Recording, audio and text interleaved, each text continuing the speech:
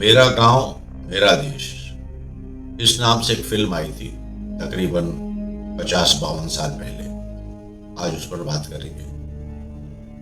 इस फिल्म में धर्मेंद्र थे, आशा ताई थी, विनोद खन्ना थे और जयंत। इसके निर्देशक राज खोसला थे। दरअसल बात फिल्म की नहीं है, फिल्म इसके डायरेक्टर राज खोसला की है जरा सी। और इसका ज्यादा ताल्लुक कल वाली जो मेरी पोस्ट थी, जो मैंने मेहरानगढ़ पे वहां के किले के बारे में और वहां के घोड़े और जो युद्ध कौशल है उसके बारे में ज्यादा है। इस फिल्म की कुछ खासियत रही है, जैसे एक अकेला अजीत जो है वो पूरी की पूरी डाकुओं की टोली को ललकारता है। जानकारों का मानना है कि ये असम युद्ध था और सबको लग रहा था कि 5 मिनट में ये लड़ाई खत्म हो जाएगी। डाकुओं की टोली की तरफ से कोई सनसनाती हुई गोली आएगी जो अजीत के सीने को चीर जाएगी और लड़ाई वहीं खत्म हो जाएगी। पर यहाँ पर एक ट्विस्ट है। इस लड़ाई को राज खोसला साहब ने इतने कन्विंसिंग तरीके से फिल्माया है कि मुझे लगता है कि न सिर्फ भारतीय सिनेमा में बल्कि तमाम सिनेमा में ये सीन बड़ा कन्विंसिंग और अद्भुत बन पड़ा है। तो होता क्या है, अजीत ये ट्रिक अपनाता है कि वो खुले में नहीं जाता, वो गांव के भीतर ही रहता है, वहां के टेरेन से वो परिचित है। और ये उदयपुर का कोई गांव है, तो आपको पता होगा कि उदयपुर के गांवों की संकरी गलियां और भी संकरी गलियां, इसमें वो अकेला है, निहत्था है और अब तक उसे गांव वालों का सपोर्ट भी नहीं मिला है। इस गांव की संकरी गलियों और जो बेतरतीब मकान हैं और उनके जो आपस में गले मिलते छज्जे हैं, चौबारे हैं, उसे वह अपनी स्ट्रेंथ में कन्वर्ट करता है।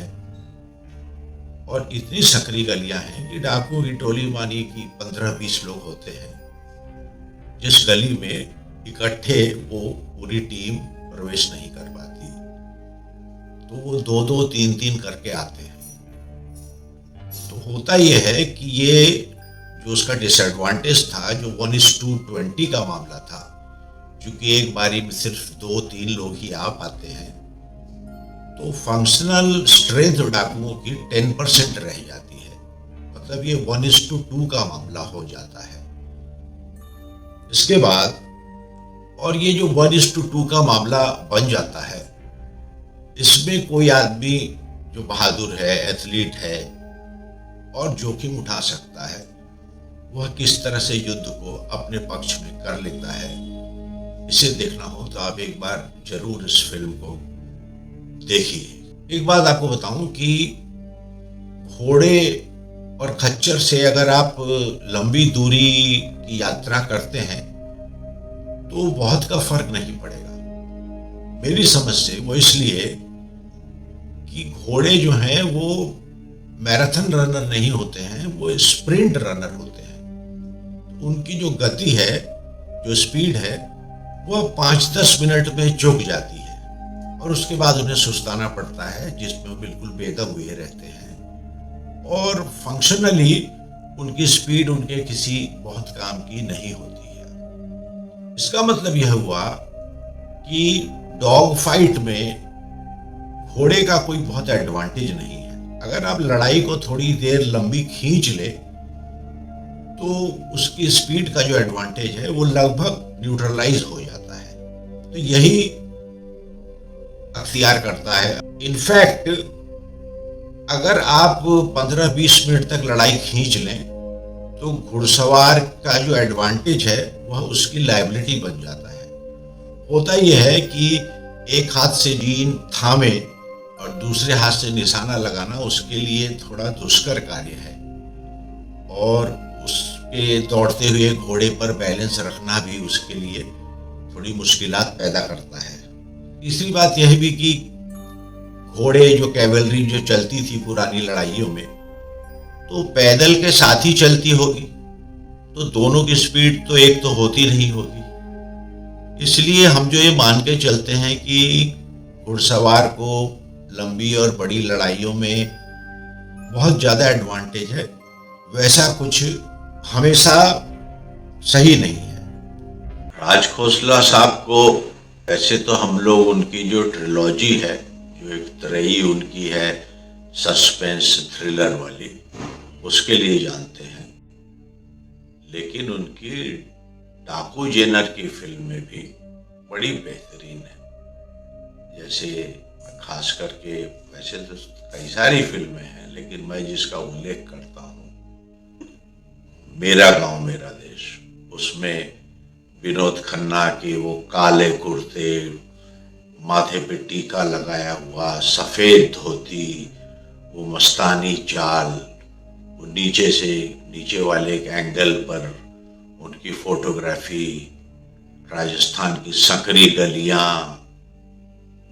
और आशाताई का हूट, चंगिया चोली, घाघरा, ये सब अगर आप देखें तो ये it was a great art work, ऐसा कहता हूँ। इनके साथ वो मेले में नाचने वाली लक्ष्मी छाया, और जब वो कहती हैं कि लगता है जैसे वो गाना उनके लिए ही बना हो कि जिसके आगे फीकी लागे सबकी जवानियां, इससे जो एक तिलस्म और जादू वहां बनता है। बख्शी साहब, लक्ष्मीकांत प्यारेलाल शर्मा का म्यूजिक, और वो आखिरी सीन में धर्मेंद्र जब विनोद खन्ना के गले में बेल्ट फंसा के और उसकी छाती पर पैर अड़ा के उसे बिल्कुल उलट देते हैं, उल्टैया मारते हैं, तो क्या अद्भुत क्लाइमेक्स जो है वहां बनता है। और हिम्मत, स्ट्रेटेजी और जाबाजी से कैसे बाजी पलट सकती है, इसका एक नायाब उदाहरण हमें वहां देखने को मिलता है। आंतरिक विश्वास और सही समय पर सही पहल करके हम कैसे एक हारी हुई बाजी को पलट सकते हैं, यह भी वहां बिल्कुल हमारी आंखों के सामने खेलता है।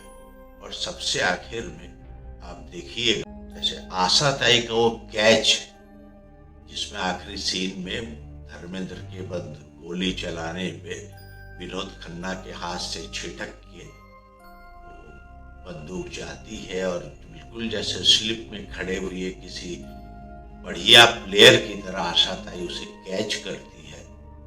क्या कहने, एक बार आप रिवाइंड करके इस कैच को देखिए।